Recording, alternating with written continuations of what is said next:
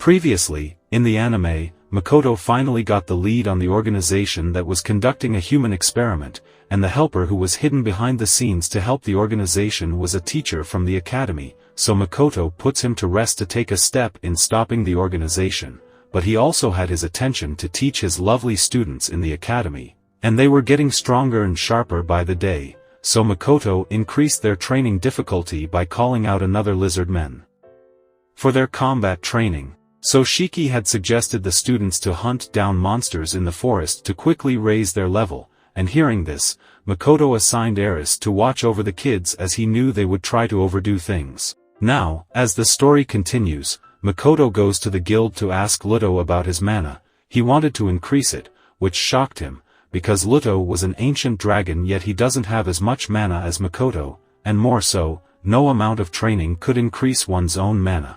So Makoto told him his mana capacity always increases, so Luto told him to never tell this to others or he would become an experiment subject. But anyways, he gave him a mana training method his master had created a long time ago, and Makoto remembered the feeling of being a student again. So he goes over to Mia and she gave him a book related to mana usage and visualization. That's what he was hoping for, and he returns back to Demi-Plane for summer vacation, and his days goes out with managing, learning, and practicing his mana, and soon after 2 weeks, Emma was reporting the ongoings of the Demi-Plane. As the winged tribe that recently moved in were great fighters as they stayed undefeated after fighting many other species, their skill to fly was their advantage, but Emma was sure her orc tribe would catch up in no time with them. So Makoto wanted to test out winged tribe's power, so he called all of them out to fight him. Then, as usual, Makoto only used a few fire shots and it hits all of the target. He was surprised how easy it was, and in the second wave, Makoto used Kai to scout their numbers, and there they go again.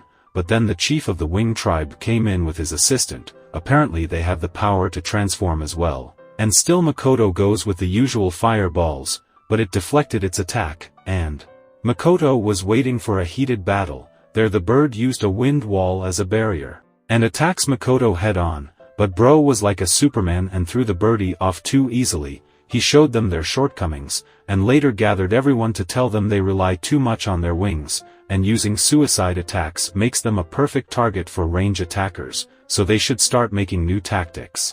Hearing this, Chief asked to let them participate in the Demi-Plane ranking, which is a sort of competition to show the power, so Makoto agreed to their request, and then, at night, he was going through those books to learn to increase his mana and even materialize it. But Bro was using too much of his brain cells, yet still he goes far off to release his full mana and shoots fireballs to increase his capacity by focusing. He removed the restrictions to let his mana flow freely, but he blacked out and later Tomo and Mio woke him up in the morning. He remembers what happened last night, which was similar to what had happened before, so he thanked Mio and Tomo for staying by his side. And to make him happy, Mio prepared a pretty nice lunch for him, but Tomo was overflowing a bit because the lunch blends with alcohol. Then again, that night, Makoto starts with his mana practice and remembered there was a chant in the book to materialize the mana, so first he used Kai to conceal his mana, and then he started the chant and prepared himself, and in the end, his mana got materialized covering his whole body in a slime matter that operated on his wish,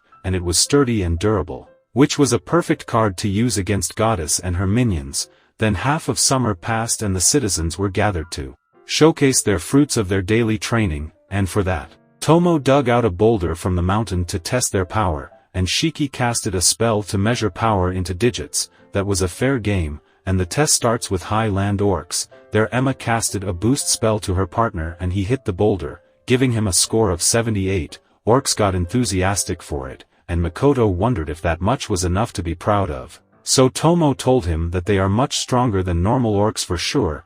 Then the turn came in for lizardmans, and they shoots their attack in the sky. Bro wondered what that was for. So Tomo told him they were showing they are capable of attacking Winkin. Then, they attacked the boulder and got 68 score.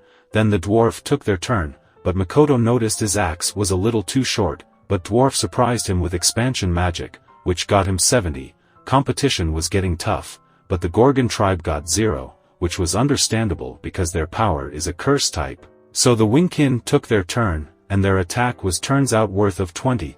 then their Aris and Aqua came to represent Forest Ogre, but they were dressed too abnormally. Aris was fine but Aqua still had some guilty conscience, but they used a combined spell with some cringy moves and covered the boulder with ice, and started pissing off everyone by challenging them to break the ice. Their weapons turned into ice with a touch, which impressed the judges, because it was an offensive-type barrier, but Makoto got in smoothly to surprise them. He showed their flaw and dispelled their barrier, but they still got 50 points. So Mio thought of taking her turn, but she only summoned a spider armor she created. Then, it was Shiki's turn, and he started to chant his ultimate spell. It turned his staff into a blade made by elder dwarfs, perfect for killing dragons, and Shiki used it to cut the stone in half. It was the most impressive one so far, so this time, Makoto decided to showcase his own power. Crowds were rooting for him, and he calmly showed his monstrous power to everyone, but they were more shocked when they saw his mana materialize, and with it, he shattered the whole boulder into bits and pieces. That was the most unexpected progress of someone in the demi-plane. But that's where our episode 11 comes to an end, but stay tuned to watch the last episode on my channel, and if you haven't seen the previous episodes, then go to the playlist section named Moonlight Fantasy Season 2 my channel, so catch up to enjoy the last episodes. Until then, take care.